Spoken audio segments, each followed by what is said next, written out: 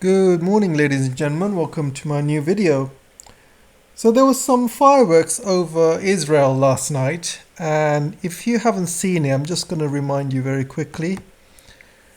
And you can see a number of missiles hitting Israel, and approximately 200 missiles were fired from Israel, and they pretty much overcame the Iron Dome arrow missiles.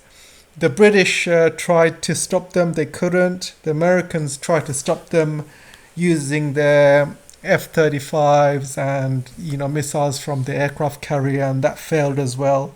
So pretty much absolutely failed in their defense of Israel.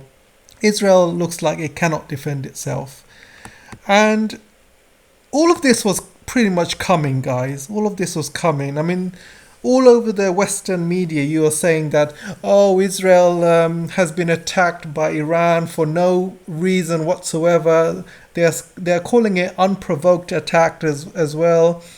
And they are not giving reasons as to why this has happened. Israel had it coming, basically. So I want to take you back to July. And July, you can see Iran vowed revenge as it accused, it says here in the Financial Times accused, but it's not accused. Israel did kill one of the Hamas leaders, and also Israel has been taking a lot of escalatory steps to provoke Iran into attacking. One of the escalatory steps was invading Lebanon, and you can see from this paper alone is saying Israel is replicating its brutal Gaza playbook in Lebanon, and you can see the damage it's doing to Lebanon. And they cannot use the same excuse as Hamas on Lebanon. Lebanon did not go into Israel in October 7th. Lebanon, Hezbollah did not kill Israeli civilians. I mean, the rocket attacks that Hezbollah has been doing has been purely on military sites only. They have not been targeting any civilians whatsoever. It's only been a military sites. So what excuse are they going to use? I mean, look at the destruction here in Lebanon. They're killing civilians left, right, and center. And according to estimates, I think there are around 1,000 civilians killed in Lebanon so far in a week's bombing, and they are completely leveling it to the ground, absolutely leveling it. And the other escalatory step that they done was they killed Hassan Nasrallah, who is the Hezbollah leader, and he was a very, very strong leader. He's been leader of Hezbollah for a number of years, and he was one of the leaders that rose up against Israel when Israel last tried to take Hezbollah and invaded Lebanon, years ago, we're talking about. And this story came out today saying that Hezbollah leader agreed to a temporary ceasefire days before assassination. So he agreed this temporary ceasefire, and again, Israel, they do not care about ceasefires. They do not care about hostage releases. They do not care about anything. They basically do what they want. And they always do things to jeopardize peace. Any peace deal comes out, Netanyahu and his merry men and Israel, they seem to be jeopardizing any peace deals that come forward. So Israel pretty much had it coming. I don't think they expected Iran to fire back so like this. I think Israel was pretty shocked. And, Israel has been trying to be this superpower in the Middle Eastern region. No country can hit it. No country can touch it. And Israel has never been hit like this by another Muslim country. And so they are pretty much shocked. All the Israelis are shocked. All the you can see social media is pretty quiet. They never thought Israel would be brave enough to fire all of these missiles at Israel. So their invincibility shield is slowly disappearing. Other Middle Eastern countries are taking note. They are seeing the weakness of Israel's Iron Dome. Iron Dome is pretty good for weak, cheap, Palestinian rockets that do no damage. They're easily taken out by these Iron Dome missiles. But against hypersonic missiles, against even ballistic missiles, any missiles, that goes above Mark 5, for example, it's absolutely weak against those missiles. So Israel and the US has spent hundreds of billions developing these Iron Dome missiles, by the way. And each missile itself is not cheap. They come at a heavy cost. And they've been firing these missiles to take out Hezbollah rockets, Hamas rockets for years now. And they have been spending probably over 100 billion so far maintaining these missile systems and firing all of these rockets. America cannot, produce these rockets fast enough, and they have been depleting and costing Israel hundreds of billions, just kind of firing these over the past years. And the last attack Iran did, this is the second attack, by the way, the last attack Iran did, there was estimates that the United States spent 1.2 billion on that one day trying to defend against those Iranian missiles. And the first attack the Iranians did last time was a response because Israel attacked their embassy in Syria. So that was a response to that. And Iran gave them plenty of notice. They fired all of these drones, which took about 6 hours to arrive in Israel. So they had plenty of notice. And one of the things that Iranians managed to figure out from the first attack was intelligence. They managed to figure out what air defense systems were used against these weapons, these ballistic missiles, who was defending them, where these anti-aircraft missiles were coming from. So they gathered a good amount of intelligence. But in this second strike, you can see these strikes were much more efficient. They hit Israeli targets, almost the ones I wanted to hit were majorly hit. Some of the targets were a massive military base which housed F-35 jets, and apparently a number of these F-35s were destroyed. They also hit the Mossad center as well, and they also hit military bases all over Israel, and also they hit troop positions in Gaza, where the Israeli troop positions were. They hit them in Gaza, and they also hit them in Hezbollah as well. So it was a well-rounded attack. Really caused Israel a lot of damage. It's going to cost them tens of billions to repair. But mostly, this has shaken Israelis to the core. Israel is no longer deemed safe. And immediately after this, the airports were fully booked. All of the airports were fully booked. All the flights were fully booked, traveling out of Israel. People are leaving in drones. People are leaving Israel in drones. It's no longer a safe haven where Israelis can go there and, live a life of luxury and take Palestinian land and stuff like that. But it's no longer safe anymore. I mean, Israelis were safe in the West, right? There's lots of Jews living in America, UK, France, even rest of Europe, Ukraine, you can say Russia even. So they were living in life of luxury in the West. So, why would they leave that luxury and go to Israel, where it's a war zone? It doesn't make any sense. So they're going to be leaving in drones over the next, I think already there's numbers about more than a million Israelis who have left, and there's more leaving almost every single day. And this is going to cause huge economic issues to Israel. And, the more people leave, the more businesses will shut down because they make less money. A lot of the workers for these businesses are not working anymore because they're serving the IDF. And there's so many bankruptcies happening in Israel at the moment. Inflation is going through the roof. And you can imagine the economy is not doing well. Plus, they're losing a lot of gear. They're losing a lot of gear in Hamas. Hamas are taking out tanks and bulldozers every single day.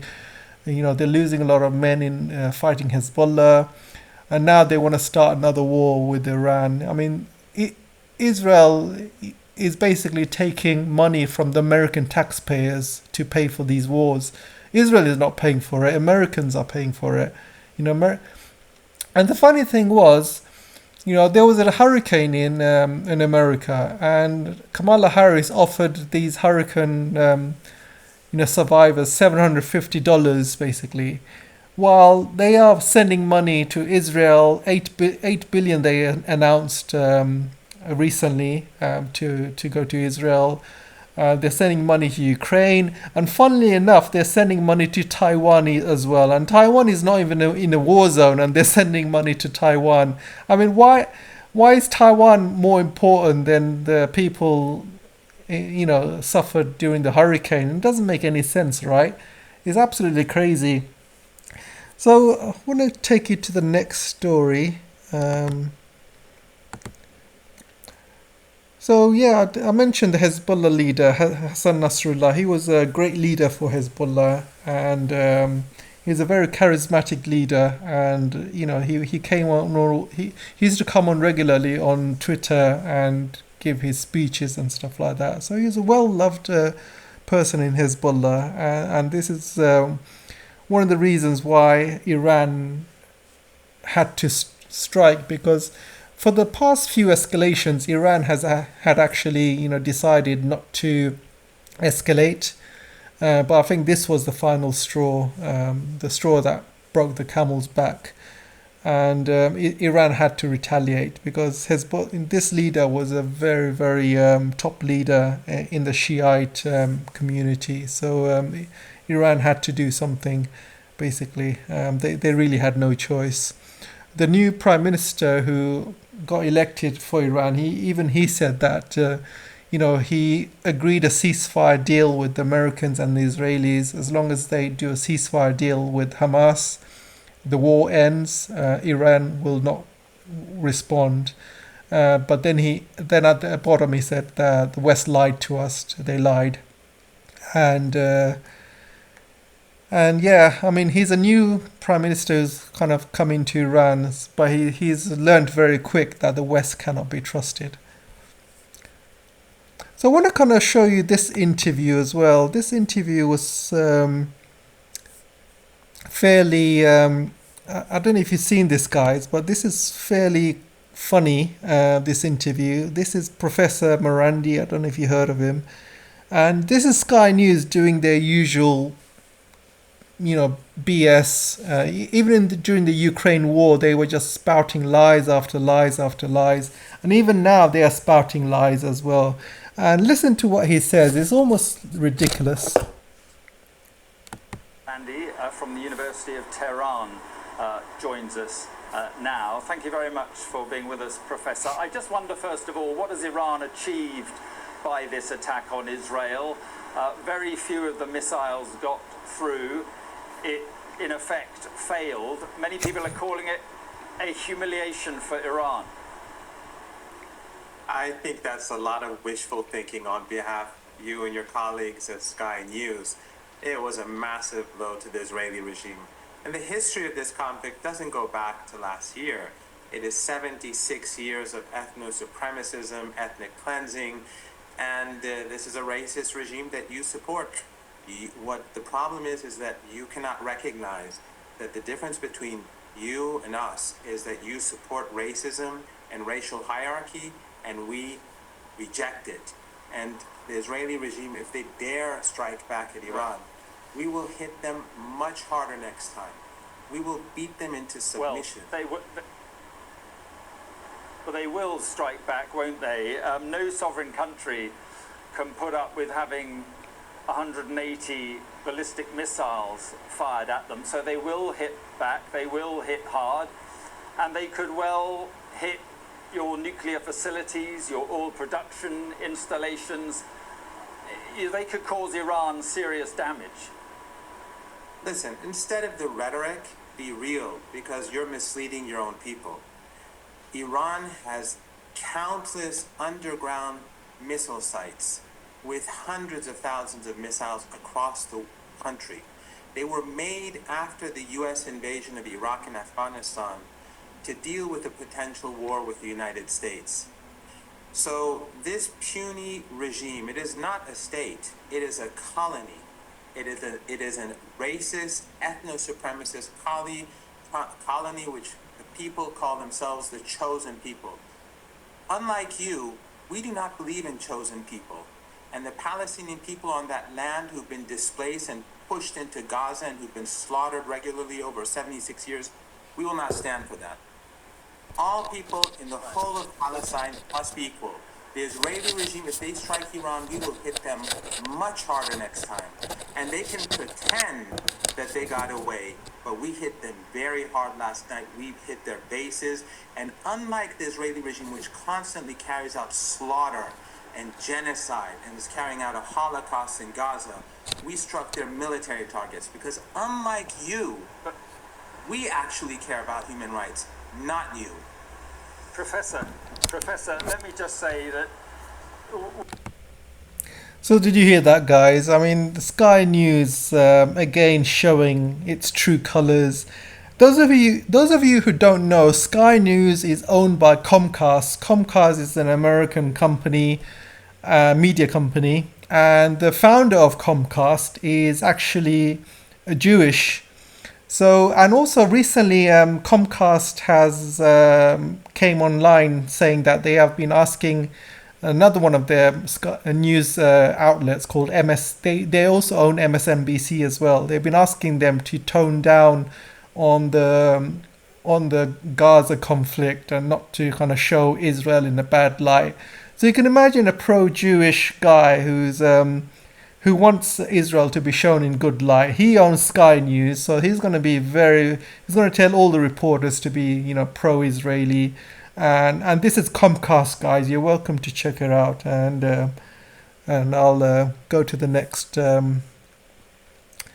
story. So Netanyahu basically came online, and he was on television, and he was shaking.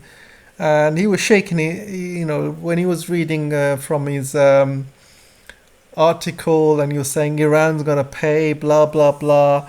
But even he was kind of talking gibberish. He says Iran's missile attack on Israel failed. I mean, anybody that has social media can see all of these missiles hitting Israel. So how can it fail? It's avoided Israel's defense systems. It's been numerous missiles has hit Israel. So how has it failed? It's hit many military bases in Israel. People are scared in Israel, thinking they're not safe anymore. This Iron Dome is useless. And this is the first time a Middle Eastern country has, been brave enough to hit Israel. And don't forget, Israel is protected by the United States, NATO, UK, France. And recently France and UK signed a deal with Israel saying that if Iran attacks Israel, then France and UK will take steps to attack Iran. And so where is UK and where is France now? They signed this joint agreement with Israel. So where are they now? Are they attacking Iran? I mean, they're nowhere to be seen. So next story. Oh yeah, next story. You can see Starmer coming on. Starmer came on the television. Starmer's been in hiding in UK, by the way. He's been hiding in UK because the economy is so bad. And also there's a big there is a big issue of him taking bribes or something, and he's been wearing some clothes he shouldn't be wearing, and there is a major issue, and his premiership could be cut very short because of this scandal. Anyway, he's come out of hiding, and he's condemned the attack on Israel. But where was his condemnation when Lebanon was attacked or is being attacked? Where is his condemnation where over 1,000 civilians in Lebanon got killed? Where is his condemnation where Israel is starting another front, against Lebanon? And so where is his condemnations? All these, 100,000, 200,000 civilians being killed in Gaza. None of that. He talks about condemnation against Israel. And they asked him about whether Britain would go to war with Iran. This was because of that agreement they signed with Israel. But he's saying no, we can't go to war with Israel. Blah blah blah. Britain cannot go to war with Iran. I mean, come off here. They couldn't even defend Israel from all of these attacks. You think Britain has got any resources to fight Iran? They've given up all of their resources to fight Russia in Ukraine. They've given all of its weapons, missiles, everything to Ukraine. You think Britain has got anything left to fight a major war against Iran? Oh, come off it. Even the defense minister came out today saying we have got no capacity to fight another war with Iran. We've literally got nothing left. Even he said that. So you can see from this article, UK armed forces not up to defending Israel from missile attacks. They're basically useless. They're basically these ships, and they've got a couple of ships just off the Israeli coast, and they've got a military base in Cyprus, and literally they're useless. They cannot defend Israel from Iranian attacks. So I don't even know why they're there for. Even US couldn't even do it. So they are a bunch of, it's just for show in their day. When a big guy comes knocking on the door, they basically run off. They like chickens, basically.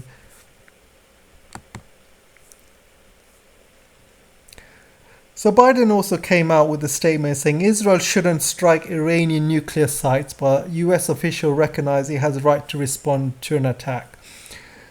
So first of all, Israel cannot attack Iran's nuclear sites. It's impossible, and I'll tell you why.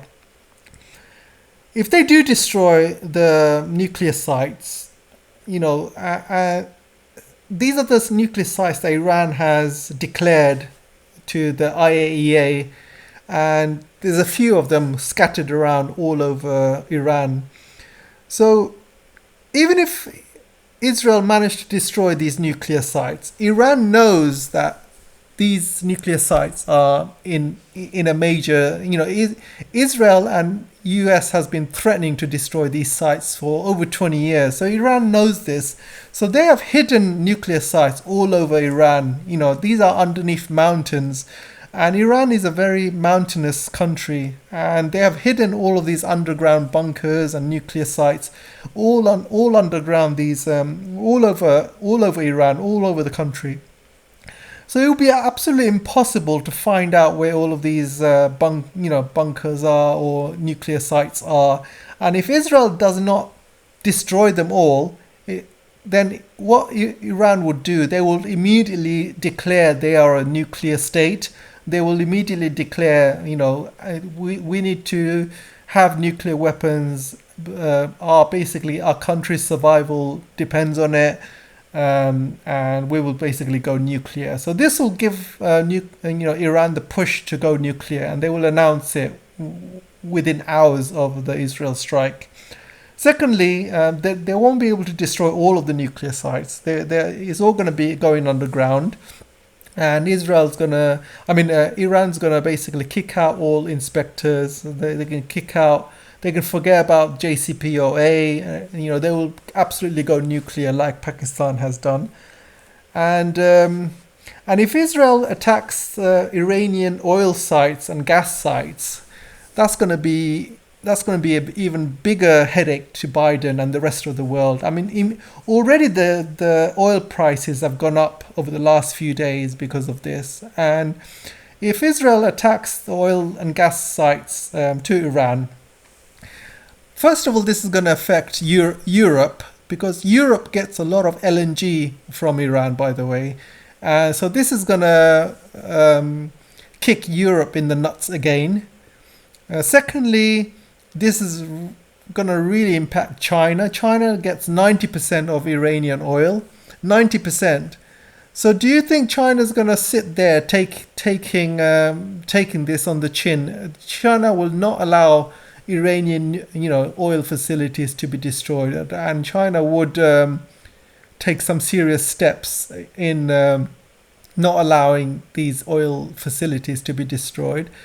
And also other countries in Asia take Iranian oil, like India, for example, Pakistan, and Bangladesh. A lot of these countries are reliant on Iranian oil. So Iran, if Iran's oil facilities are destroyed, all of these countries' economies are going to greatly suffer. Oil prices are going to go into hundreds or even $200 per barrel.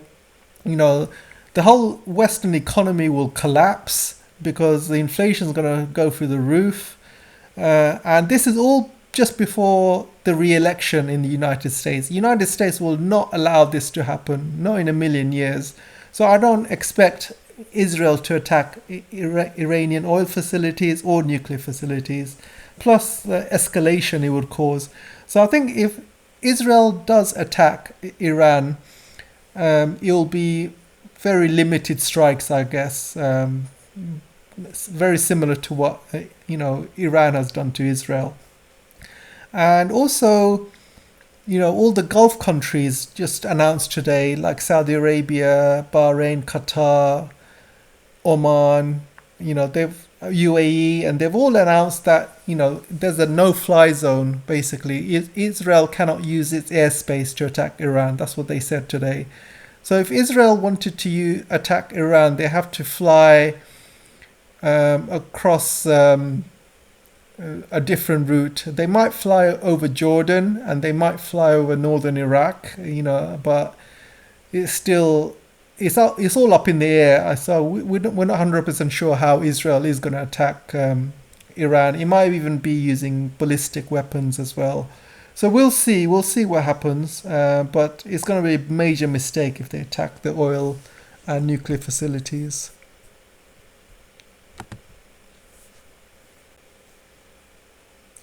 So Russia is evacuating citizens from Lebanon, and they've also asked all Russians to leave Israel as well. So 20% of Israel are Russians. There's a lot of Russians living in Israel, so it's a big, huge amounts of Russians that live there, and it's been very hard for Putin to kind of balance, Israeli relations with the Middle East, but you can see that Russia is more going towards the Middle East, and I think you can see from this article how they're basically accusing Russia of exploiting the conflict. They're not exploiting anything. End of the day, you just have to look at where Russia is heading. They are joining the BRICS. The BRICS is mainly Middle Eastern countries. Most of Russia's business is in the Middle East, and even back in the Soviet days, Soviets had very good relations with the Middle East back in the day as well. So Russia is more pushing towards relations with the Middle East, and that means what Israel is doing cannot be in Russia's interest. And Russia's got huge amounts of sanctions, so Russia needs the help of the global South and the Middle East, Asia. Basically, they have to be against what the United States and Israel are doing.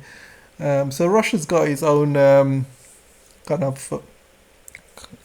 own push towards making more friendlier relations with the Middle East, as opposed to what Israel's doing, which is burning bridges with the Middle East. So Russia has asked its people to leave Israel, and this is because there might be some retaliation coming soon, because Israel attacked one of the Russian bases in Syria, and Russia's not very happy about it. So why did Israel blow up this Russian base? Mainly because they might be planning an attack on Iran, and they might think that Russia might use that base to stop, an Israeli attack, or they might take down some jets using that base. So because of that, Israel took that base out. So Russia's not very happy. That's why they've asked people to leave Israel, because whatever's coming looks like there's going to be a major retaliation either way. So watch this space, guys.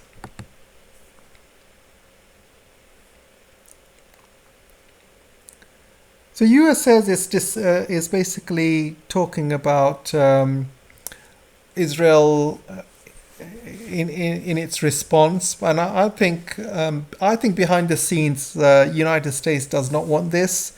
You know, if it escalates just before the elections, if things escalate to a great extent, this is good. This is going to be the end of the Democrats, the end of Kamala, the end of Biden. Nobody will ever vote, you know, for them ever again. Plus, the United States economy is just going to go up in smoke if this war escalates, and if this escalates any further. The oil price is already going up, and gold prices are going up. People around the world are using the dollar. People have no confidence in U.S. Diplomacy. There is no U.S. diplomacy. You know, U.S. soft power is dwindling by the day. So this is really bad news. This is not in America's interest to push this war. You know, they were supposed to pivot towards China and focus on China. Now they're dragged into Ukraine. Now they're dragged into the Middle East.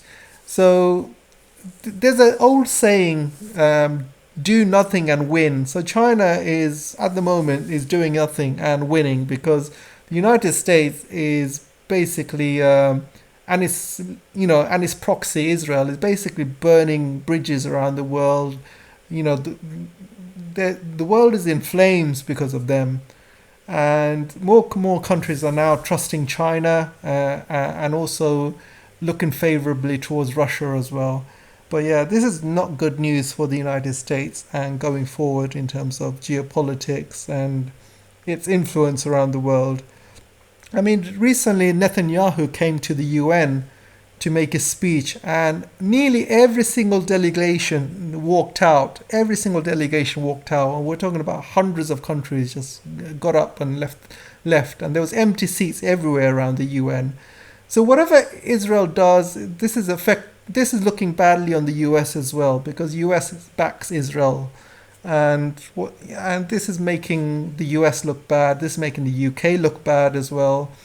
So this is not good at all in terms of their diplomacy. I mean, they can never ever go to another country now talk about human rights. Never.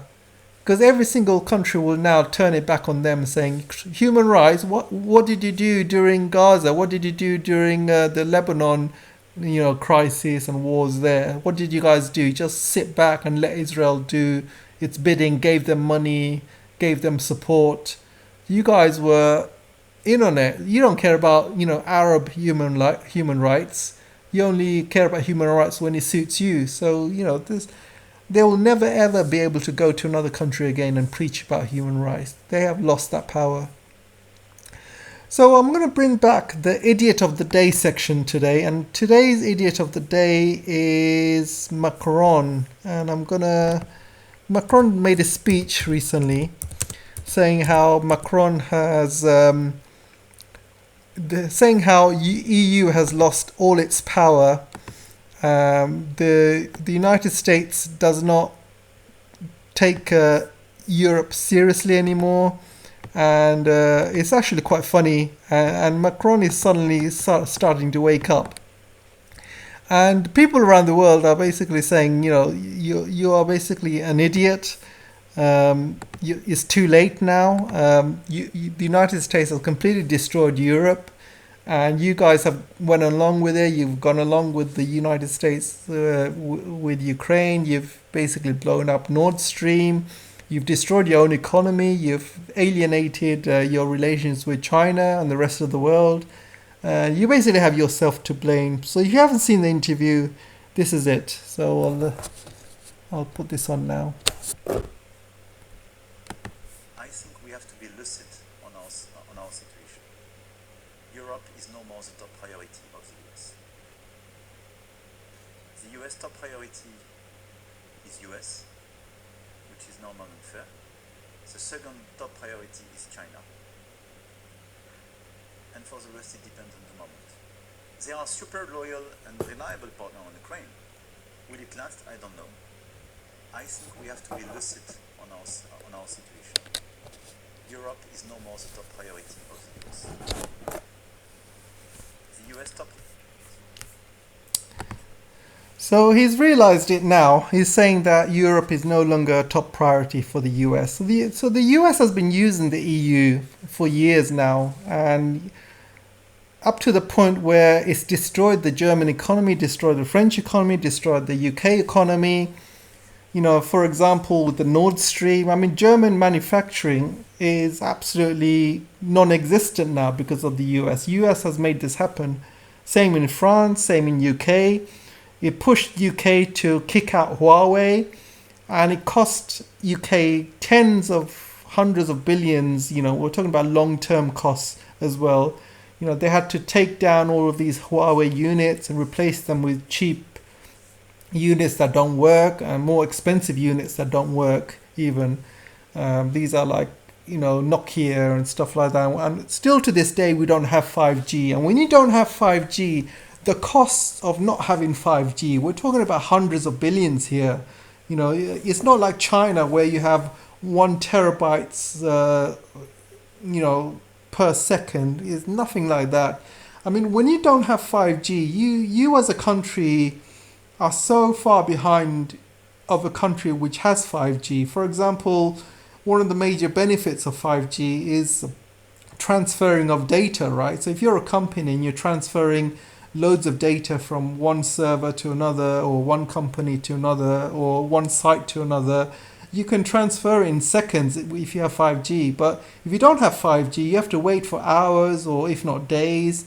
And, you know, time is money. And when you spend that much time transferring all of that data, you know, you basically, you lose money in the long term. And all the other benefits that 5G provides, you know, UK doesn't have. You know, it's just poor. It's just really, really poor. And, you know, they're destroying the European UK economy, and now they've done with the Europeans. They know that they're weak, they have nothing left, and now they've dumped them. You know, like you dump a girlfriend after you've used her. That's how they've used the EU, basically. They used and abused her and dumped her once they've had everything they can from her. And that's what they've done. So, yeah, Macron is the idiot of the day. He's finally realizing the truth. It's a shame he didn't realize it before. And so, yeah, that brings me to the end of the video, guys. Take care for now, and I'll see you soon. Bye-bye.